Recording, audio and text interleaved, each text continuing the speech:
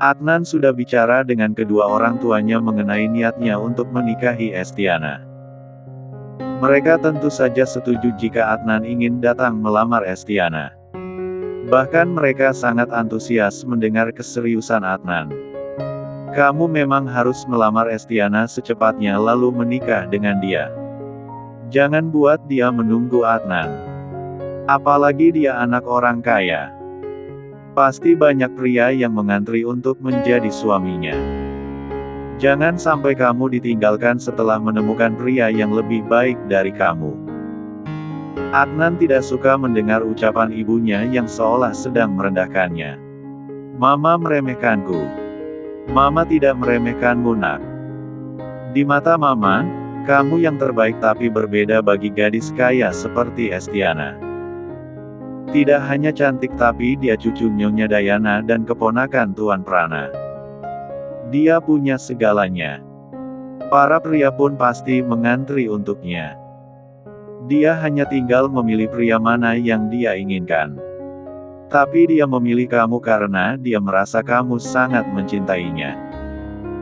Jadi sebelum ada pria yang membuat hatinya berpaling darimu, kamu harus lebih dulu memilikinya. Setelah kamu menikahinya, kamu bisa membuatnya berlutut di depanmu dan membuat para pria yang mendekatinya pergi jauh. Mamamu benar Adnan. Di luar sana banyak sekali pria kaya yang ingin menjadi bagian dari keluarga Prana. Sekarang kesempatan itu diberikan padamu. Jadi, harusnya kamu gunakan kesempatan ini. Jangan membuang-buang waktu hanya karena kamu belum siap menikah. Ibu Pak Bimo, ayah kandung Adnan. Makanya aku mau melamar Estiana secepatnya Ma, Pa. Aku ingin segera menjadi bagian dari keluarga Prana.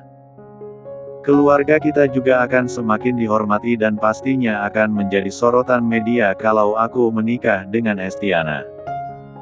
Oke, kamu hubungi Estiana.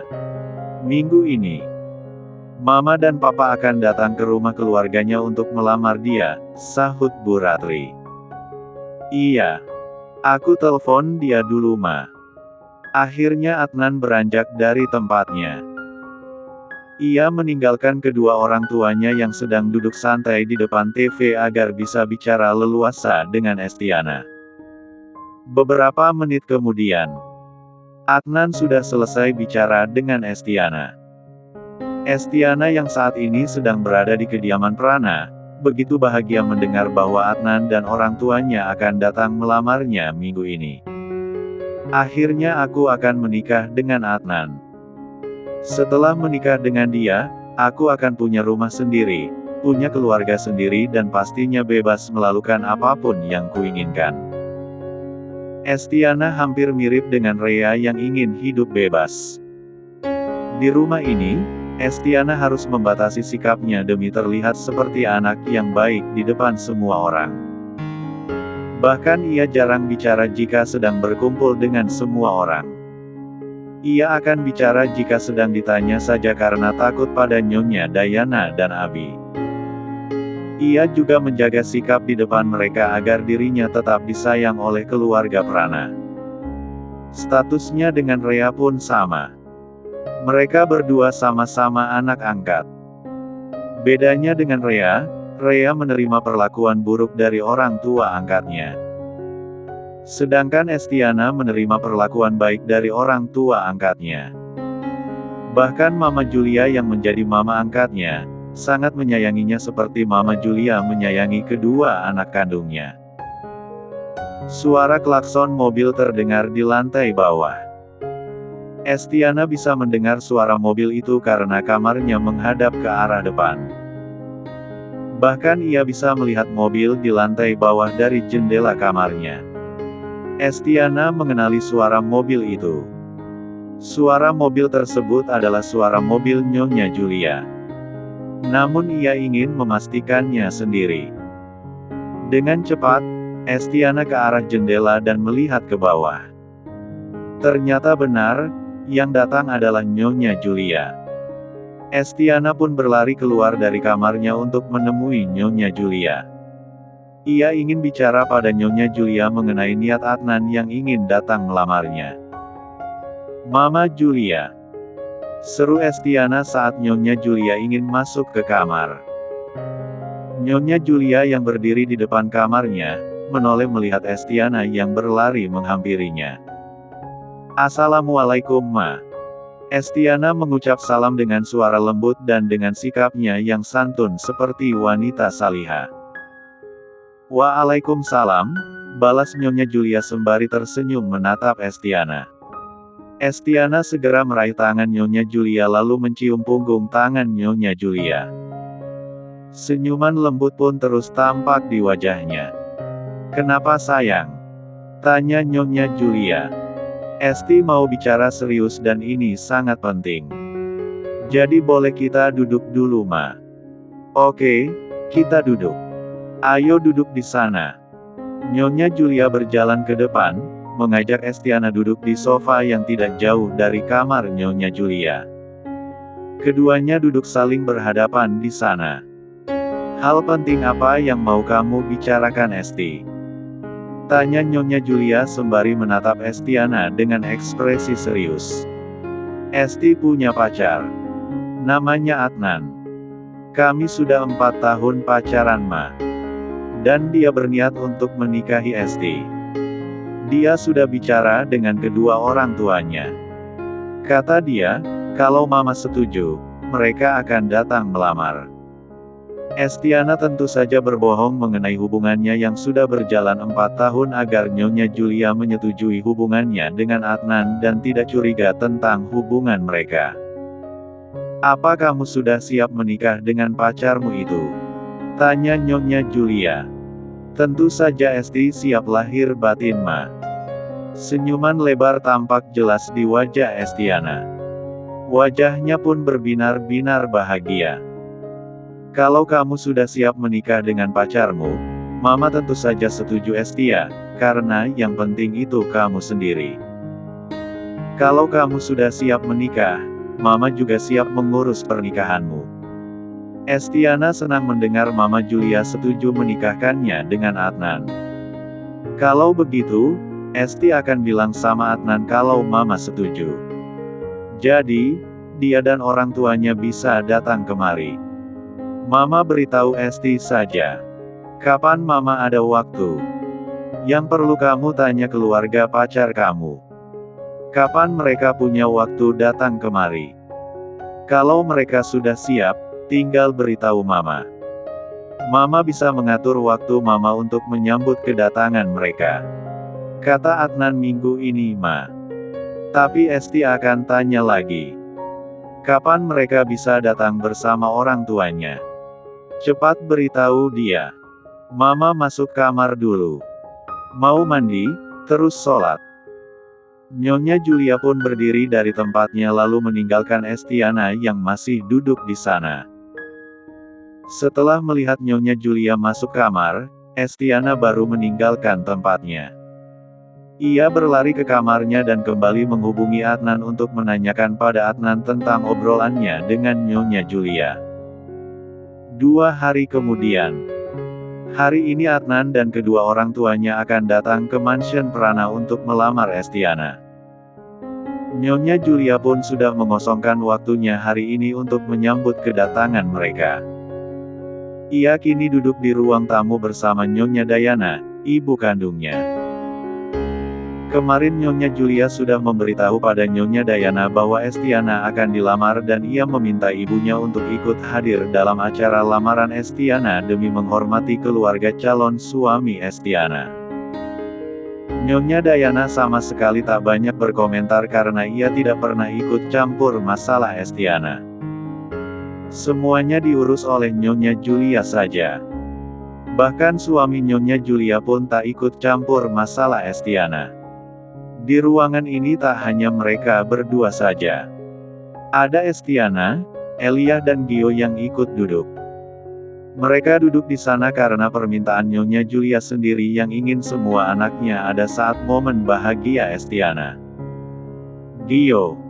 Nyonya Dayana tiba-tiba menyahut. "Ya Nek. Harusnya kamu juga melamar gadis itu." Kalau tidak bisa menikah, setidaknya kamu bertunangan dulu sama dia. Nenek suka sekali dengan dia. Mau menjodohkan dia dengan pamanmu, tidak cocok karena dia terlalu muda untuk pamanmu. Gadis baik itu juga pasti tidak mau menikah dengan pamanmu yang usianya lebih tua darinya. Nyonya Dayana ikut bahagia melihat Estiana akan dilamar oleh pacarnya. Namun ia juga iri karena cucu dan anaknya yang ia harapkan bisa membahagiakannya dengan menikah, malah menolak pernikahan. Terutama Abi yang selama ini menolak semua wanita pilihan Nyonya Dayana. Aku belum siap menikah Nek, ucap Gio yang kesal dengan neneknya karena masih mau menjodohkannya dengan Rea. Namun Gio tidak menunjukkan kekesalannya di depan Nyonya Dayana. Gadis siapa yang ibu bicarakan? Tanya Nyonya Julia penasaran. Andrea. Gadis yang pernah ibu ceritakan sama kamu. Oh, gadis pujaan ibu. Benar. Dia gadis yang baik. Di saat semua orang hanya menatap ibu, dia satu-satunya orang yang datang menolong ibu. Ibu sangat menyukainya karena jarang ada gadis baik seperti dia di zaman sekarang. Estiana yang mendengar ucapan Nyonya Dayana, hanya diam saja. Ia sama sekali tidak terkejut mendengar nama Andrea disebut karena Estiana memang tidak tahu nama asli Rea. Di saat yang sama, Adnan datang bersama kedua orang tuanya. Mereka disambut oleh pelayan yang memang menunggu di depan pintu. Nyonya Julia yang melihat mereka masuk, berdiri dari tempat duduknya dan datang menghampiri mereka. Ia menyambut mereka dengan senyuman hangat hingga membuat Adnan dan kedua orang tuanya sangat senang. Bahkan mereka sempat kaget melihat keramahan Nyonya Julia yang menyambut mereka. Mereka tak menyangka bahwa Nyonya Julia adalah orang yang sangat baik. Terutama kedua orang tua Adnan yang sempat berpikir bahwa Nyonya Julia orang yang cuek. Meski senang dengan keramahan Nyonya Julia, mereka tetap dibuat tegang saat berhadapan dengan Nyonya Dayana yang tidak tersenyum sama sekali walau Nyonya Dayana menerima jabat tangan mereka. Adnan dan kedua orang tuanya dipersilahkan duduk lalu kedua orang tua Adnan mulai bicara di depan Nyonya Julia dan Nyonya Dayana mengenai niat mereka datang melamar Estiana. Nyonya Julia tentu menerima lamaran kedua orang tua Adnan. Hal itu membuat Estiana semakin bahagia. Bahkan jantungnya berdebar kencang karena sebentar lagi, ia akan menikah dengan Adnan. Namun mereka tidak langsung menikah. Orang tua Adnan ingin mengadakan pertunangan dulu dengan Estiana lalu sebulan setelah bertunangan, baru mereka menikahkan anaknya dengan Estiana. Itu adalah ide dari Bu Ratri yang ingin rencana pernikahan anaknya menjadi berita besar sekaligus ia ingin dianggap sebagai keluarga terhormat oleh keluarga Estiana. Sementara Abiram yang baru selesai rapat, masuk ke ruangannya. Di saat Abi baru duduk mengistirahatkan tubuhnya di kursi putarnya, Halim masuk ke dalam. Halim datang untuk menyampaikan sebuah informasi tentang Bara. Tuan, saya punya informasi penting tentang Bara. Abi yang menyandarkan kepalanya di kursi putarnya sembari menutup matanya. Kembali mengangkat kepalanya melihat Halim. Informasi apa? Ternyata Bara laki-laki brengsek tuan. Dia sama saja seperti Adnan yang hanya ingin mempermainkan Nona Rea. Apa maksudmu Halim? Jelaskan dengan benar agar aku paham. Kening Abi mengerut. Ia menatap Halim dengan raut serius. Bara memiliki kekasih lain dan saya sudah menyelidiki wanita itu. Dia masih kuliah tuan. Abi tentu saja marah mendengarnya. Saking marahnya, ia sampai memukul meja sampai membuat Halim tersentak kaget. Dasar brengsek. Apa yang akan tuan lakukan? Apa tuan akan memberitahu Nona Rea tentang kenyataan ini? Atau membuat Bara menjauhi Nona Rea secara diam-diam? Abi diam saja karena ia bingung harus bagaimana. Namun raut wajahnya semakin marah karena Bara. Kalau menurut saya, sebaiknya Tuan membuat Bara menjauhi Nona Rea secara diam-diam. Kalau Tuan memberitahu kenyataan yang sebenarnya, Nona Rea mungkin akan semakin sakit hati seperti saat Nona Rea diselingkuhi oleh Adnan. Abi mengangkat wajahnya melihat Halim. Kamu benar Halim. Orang yang harus menjauh adalah Bara dan orang yang harus menderita juga Bara. Bukan Rea. Jadi, kamu coba hubungi tempat kerjanya. Aku ingin bicara dengan pemilik maskapai penerbangan tempat dia bekerja.